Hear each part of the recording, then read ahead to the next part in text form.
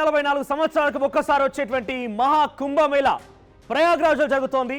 త్రివేణి సంగమంలో పుణ్య స్నానాలు ఆచరించి పాపాలని కడుక్కుందామని చెప్పి పోయేవారందరూ కూడా ఇప్పుడు ఒక బిగ్ షాక్ న్యూస్ అని చెప్పొచ్చు. ఎందుకంటే అదొక త్రివేణి సంగమం, 3 నదులు కలిసిన తర్వాత అక్కడ వేరిపోయేటువంటి ఆ నీళ్లకు సంబంధించి centre for pollution control board ఒక నివేదికను తయారు చేసింది. ఆ నీటిని పరిశీలించి నీటిలో ఉన్నటువంటి ఆ శాంపిల్ సేకరించి దాన్ని పరిశీలించిన తర్వాత కొన్ని సంచలనమైన విషయాలు వెలుగు చూశాయి. ఫీకల్ కోలిఫామ్ అనే బ్యాక్టీరియా అధిక మొత్తంలో ఉంది నీళ్ళలో. ఈ నీళ్ళలో స్నానానికి సరిపడేటువంటి నీళ్లు కానివి, ఇది చాలా భయంకరమైనటువంటి విషపు నీళ్లు అంటూ పొల్యూషన్ కంట్రోల్ బోర్డు తేల్చేసింది. పలుమార్లు ఉత్తరప్రదేశ్ పొల్యూషన్ కంట్రోల్ బోర్డుని ఈ యొక్క నీళ్ళని ఎలా శుద్ధిపరుస్తారు, ఏ రకంగా మార్పు చేస్తారని పదే అడిగినా కూడా ఏమాత్రం సమాధానం చెప్పలేదంటూ కూడా అందులో పేర్కొనింది.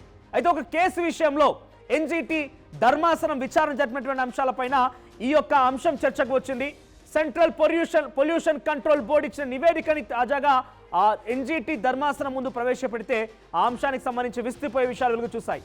ఏకంగా మీకు చెప్తున్నాను వినండి, ఒక 100 ml ఆఫ్ నీళ్ళలో ఈ ఫీకల్ కోలిఫామ్ అనే బ్యాక్టీరియా దేనికోసం అని అంటే, ఇవి తరచుగా ఎక్కడైతే వ్యర్థాలు వేస్తారు, ఇది కేవలం అక్కడ కుంభమేళలోనే కాదు, మీ ఇంటి దగ్గర పరిసర ప్రాంతాల్లో ఏదైనా ట్యాంకులు లాంటివి ఉన్నా, లేకపోతే ఏదైనా చిన్న పాండ్స్ లాంటివి ఉన్నా, చెరువులు లాంటివి ఉన్నా కూడా అక్కడ కూడా ఈ ఫీకల్ కోలిఫామ్ బ్యాక్టీరియా అనేది ఏర్పడుతుంది. కానీ ఎంత మొత్తంలో ఎప్పుడైతే కొన్ని విషపు పదార్థాలు కానివ్వండి, లేదంటే కవర్లు, ప్లాస్టిక్ వ్యర్థాలు, మలమూత్రాలు అన్ని కూడా దాంట్లో వదిలేస్తూ ఉంటారో అప్పుడు ఆ నీరు మొత్తం కూడా కలుషితం అయిపోతుంది. ఆ కలుషితం పర్సంటేజ్ సంబంధించి కొంత మొత్తంలో ఉంటుంది. అంటే ఇంత మేరకు కలుషితం అయితే మనం వాడొచ్చు, పర్వాలేదు, స్నానాలకు వాడొచ్చు, లేదంటే పశువులకి కొంత నీరుగా వాడొచ్చు, దాన్ని కొంత ప్యూరిఫై చేస్తే డ్రింకింగ్ వాటర్గా మార్చవచ్చు అని కొన్ని టెక్నికల్ టర్మ్స్ ఉంటూ ఉంటాయి.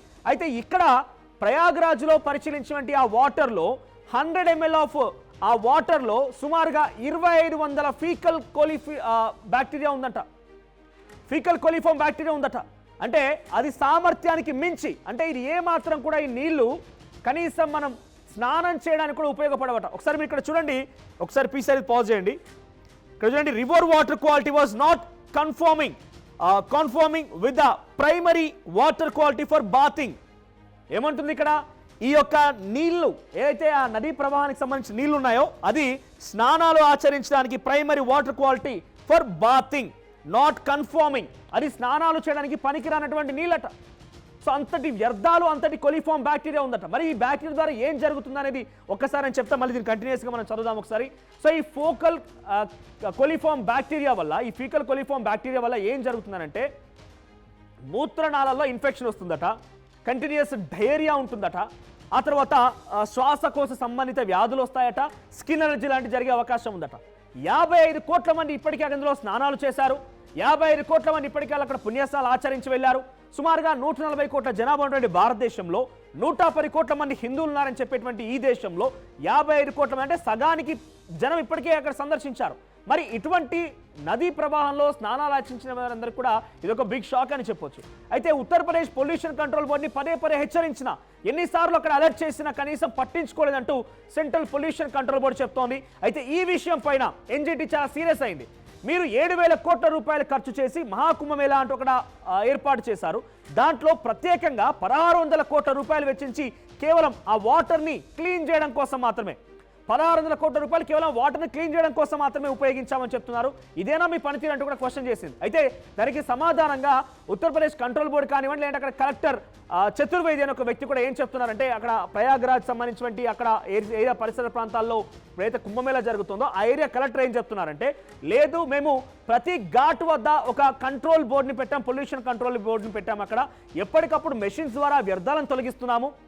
సో వ్యర్థాలను తొలగించేసి అక్కడికి వచ్చే భక్తులకు కూడా ఎటువంటి రోగాల బారిన పడకుండా నీటిని శుద్ధి చేస్తున్నామని చెప్తున్నారు. కానీ ఇక్కడ సెంట్రల్ పొల్యూషన్ కంట్రోల్ బోర్డు చెప్పేటువంటి నివేదిక మాత్రం మరోలా ఉంది.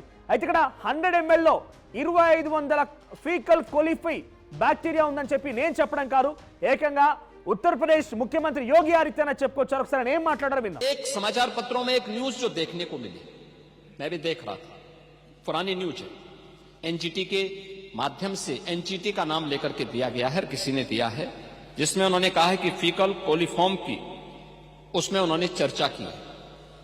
ये फीकल कोलिफॉर्म की जो मात्रा उन्होंने की है इसमें 2500 MPN यानी मोस्ट प्रोबेबल नंबर ये उससे उसका मापक माना गया है, इससे कम होनी चाहिए 100 ml में, 100 मिलीलीटर में।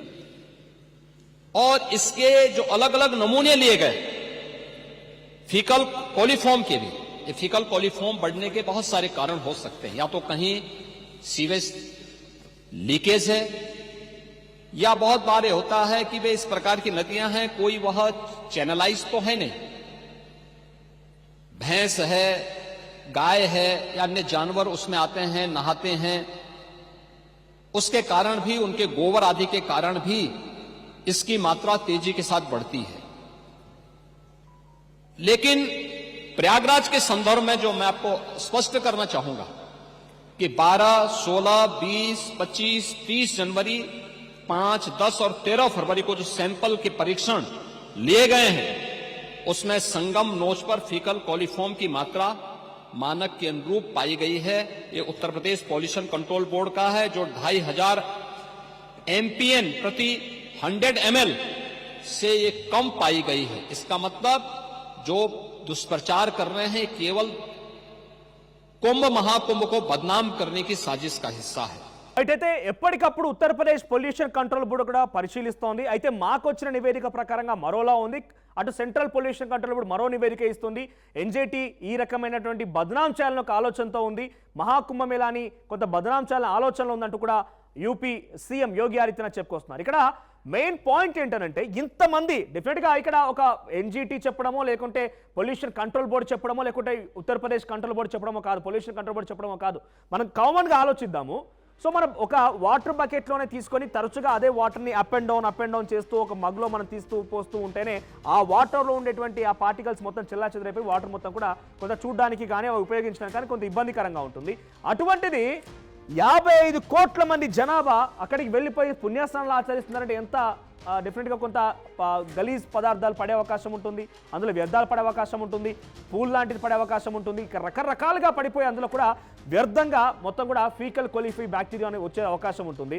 సో అది యూపీసీ అని చెప్పడమో లేకపోతే ఇంకోటి చెప్పడం కామన్గా మనం కూడా ఆలోచిస్తే ఒకసారి డెఫినెట్గా కొంత ఆ నీళ్ళన్నీ కూడా ఇబ్బందికరంగానే మారే అవకాశం ఉంది. సో పక్కగా ఇప్పుడు సెంట్రల్ పొల్యూషన్ కంట్రోల్ బోర్డు చెప్తున్న నివేదిక ప్రకారంగా చూస్తుంటే ఇది ఏ మాత్రం కూడా స్నానాలు చేయడానికి ఉపయోగకరమైనటువంటి నీళ్లు కాదు అని చెప్పి వాళ్ళు చెప్తున్నారు. ఫైనల్గా దీనికి సంబంధించి ఏం జరుగుతుందో చూడాల్సిన అవసరం అయితే ఉంది. సో ఇప్పటివరకు అయితే ఇంకా 26 తారీఖు వరకు ఈ యొక్క డేట్ అయితే ఉంది. ఇంకా చాలా పెద్ద మొత్తంలో అక్కడికి వస్తున్నారు జనం అంతా కూడా అక్కడికి చూసేందుకు కానీ అక్కడ పుణ్యస్నానం ఆచరించేందుకు కానీ చాలా పెద్ద మొత్తంలో అక్కడికి వస్తున్న పరిస్థితి కనబడుతోంది. మరి దీన్ని ఎలా శుద్ధి చేస్తారనే క్వశ్చన్ కూడా ఎన్జీటీ ఉత్తరప్రదేశ్ పొల్యూషన్ కంట్రోల్ బోర్డుని అడుగుతోంది. మరి ఎలా శుద్ధి చేస్తారో చూడాల్సిన అవసరం అయితే ఉంది. ఒకసారి డెఫినెట్గా ఇటువంటి సందర్భాల్లో మహాకుంభమేళాకు వెళ్ళే వాళ్ళందరూ కూడా ఇది ఒక బిగ్ షాక్ అని చెప్పొచ్చు. కానీ పెద్దగా ప్రాణాంతకం అయితే కాదు ఇది, మరి ప్రాణాలు పోయేంతైతే కాదు, కానీ కొంత రోగాన బారిన పడే అవకాశం ఉందనేది మాత్రం అంచనా వేస్తున్నారు. చూద్దాం మరి ఏం జరుగుతుందో. సో నిజంగా మహాకుంభమేళాకు సంబంధించి నిజంగా మీరు వెళ్ళొచ్చారా, అక్కడ ఎక్స్పీరియన్స్ ఎలా ఉంది, తెలుగువారైన మీరు అక్కడ వెళ్ళిన తర్వాత ఎటువంటి ఎక్స్పీరియన్స్ చేశారు, సో మహాకుంభమేళాకు సంబంధించి ప్రత్యేకతను ఒకసారి మీ అభిప్రాయాన్ని కామెంట్ రూపంలో తెలియజేసే ప్రయత్నం చేయండి. మరిన్ని వీడియోస్ కోసం ఛానల్ ని సబ్స్క్రైబ్ చేయండి. లేటెస్ట్ అప్డేట్స్ కోసం వాట్సాప్ ఛానల్ ని ఫాలో అవ్వండి. ఆ లింక్ డిస్క్రిప్షన్ లో ఉంది.